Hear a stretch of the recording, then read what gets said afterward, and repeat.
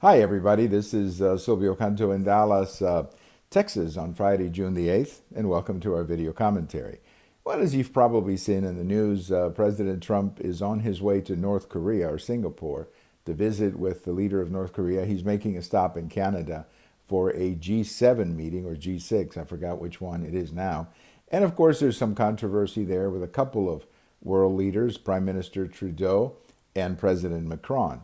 And I think before we get worked up on the details of the controversy, I think we need to take into account a couple of things. Both Prime Minister Trudeau and President Macron at the moment are not very popular in their countries. So picking a fight with President Trump, I think, has a lot more to do with politics or the local politics in those countries than details of trade or climate change. Right now, we're in the middle of negotiations over NAFTA, and President Trump has gone back to Canada and said, "Look, you're putting a tariff on some of our stuff. You know, if you don't stop, we're going to put a tariff on some of your stuff." It's a negotiation. I don't think it's necessarily going to kill NAFTA, but it's a negotiation, and that's all that it is. And of course, Prime Minister Trudeau, who at the moment is having approval ratings problems in Canada, could use probably politically a fight with President Trump. So I think that has a lot more to do with this than the details of a tariff or whatever. Now, with President Macron, you have an even more unpopular president. President Macron is in the middle of a big mess in France. France is a very difficult country to govern. You have all kinds of welfare state issues. You have all kinds of tax problems.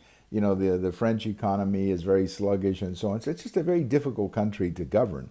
And at the moment, of course, President Macron is not very popular. He's tried to reform some things, and it just isn't going over very well. So again, picking a fight with President Trump over the climate change accord is probably not bad politics for him over in France and maybe even in the European Union.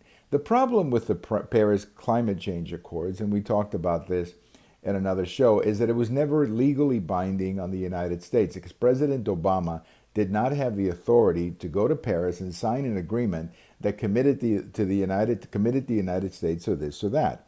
Only a treaty ratified by the U.S. Senate can do such a thing, and President Obama never sent the Paris Climate Change Accord to the Senate for treaty ratification in much the same way that he didn't send the Iran nuclear deal to the Senate as for treaty ratification. So these are not legally binding in the United States. So the people who say that President Trump pulled us out of the Paris Climate Change Accord, that's not really true. We were never really in it because we were never in an agreement that had been ratified by the U.S. Senate, which is the way we do it in the United States. So, understand all of these details as you watch all of this criticism of President Trump. But the bottom line is we will finish NAFTA. We will negotiate NAFTA.